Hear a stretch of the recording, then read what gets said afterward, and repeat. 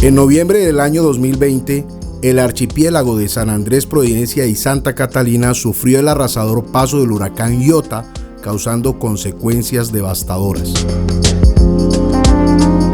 En la isla de Providencia, el huracán destruyó cerca del 90% de su infraestructura, dejando damnificados a todos sus habitantes, convirtiéndose así en uno de los peores y más fuertes ciclones tropicales que han afectado a Colombia.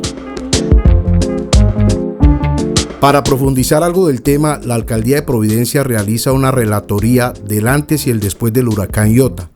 El evento, que tiene como invitados de manera especial a turistas nacionales y extranjeros, cuenta con un intercambio cultural y la presentación de un video muy emotivo que les traemos hoy en primicia aquí en Turistéate a continuación.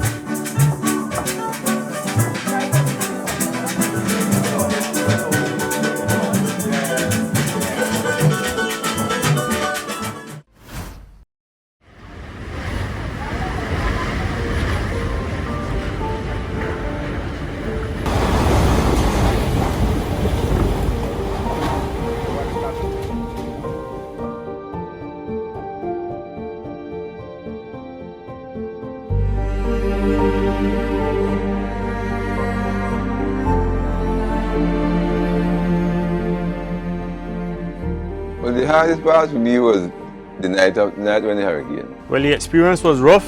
I passed it with approximately 32 neighbors, and the experience was kind of rough. Well, I was in my house when it started, blew off the first, and well, afterward, the house started to lift. So we come out and went to my mother. When the hurricane blew, I was right in my house. Even my wife and my grandmother, my mother had gone out by a different place, because I said, no, I seen a house, and I said, I'm not coming out because I don't believe it when it blew.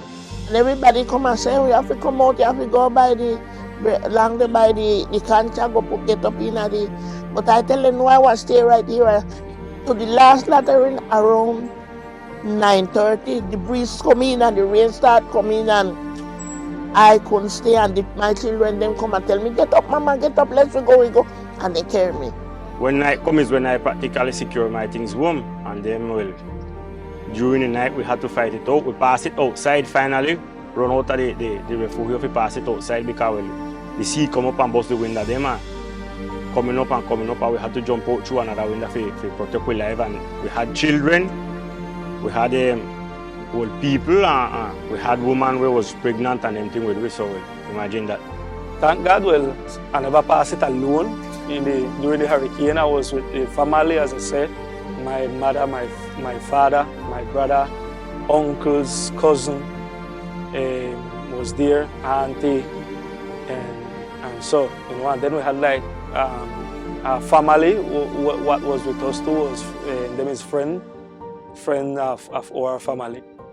So it was all of us there together. But I hear like something, they crack in their house up, and I tell them, better get up because something coming now. When I like something gone off, like something drop at the house up, and I tell them, well, this night now. And when can you get up and open the front door? The door hit me right back way. He said, what I do, Buelo? I said, what I do? We have to go. Well, the hardest part was we had it terrible.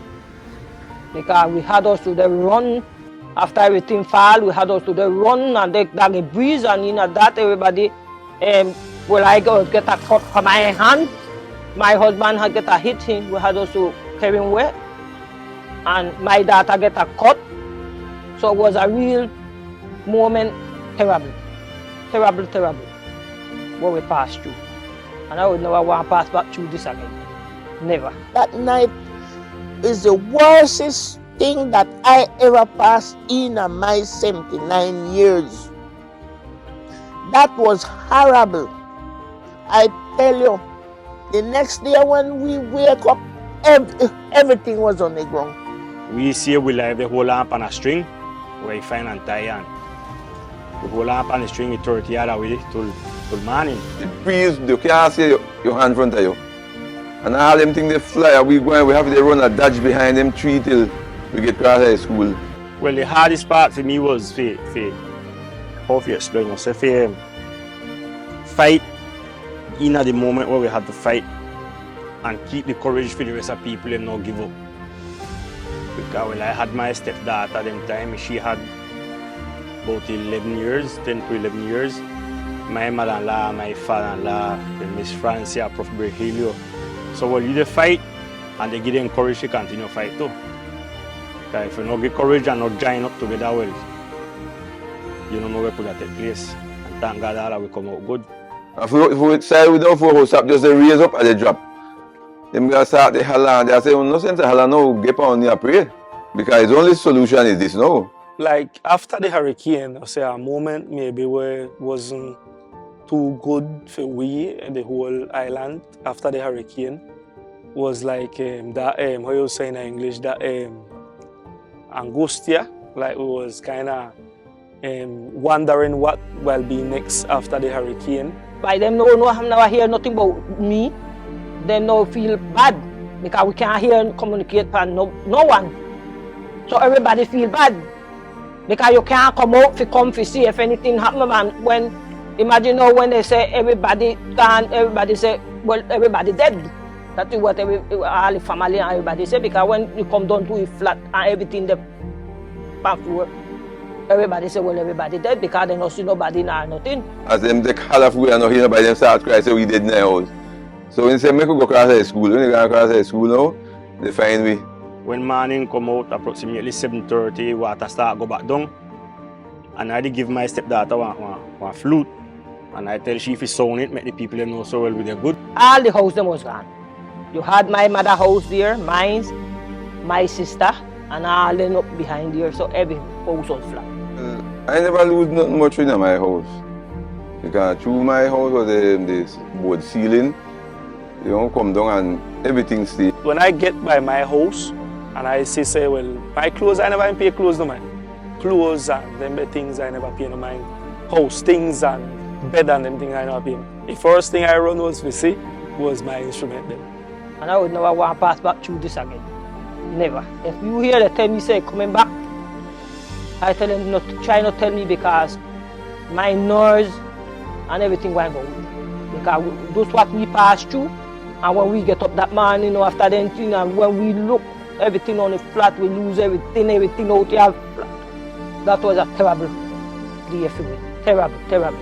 Pass through a terrible. So I would never want to pass back through that. Well, the best I can figure is when we hear, when the government announce or tell you anything, we must learn to listen. Because we had this, because they notify we how long and somebody may not come because they say come in when you come in, it turn off. So we have to learn to take advice.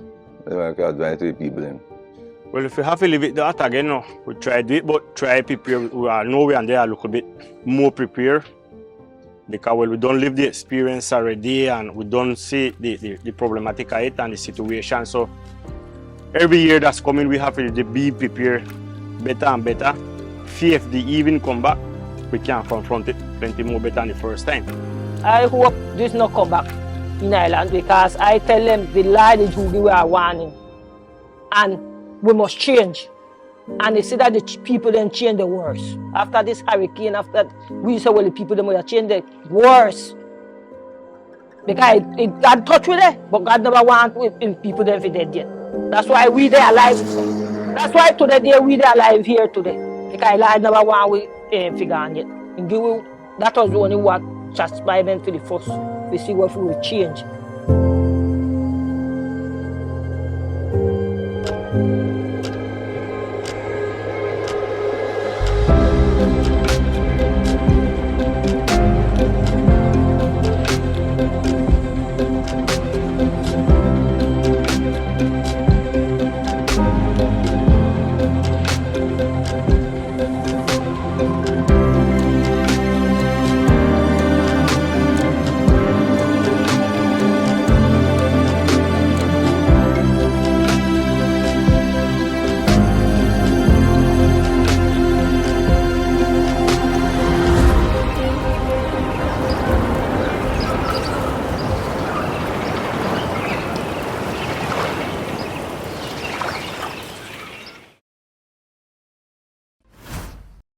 Providencia está renaciendo después del huracán Iota. Significa que hemos abierto nuestras puertas al turismo.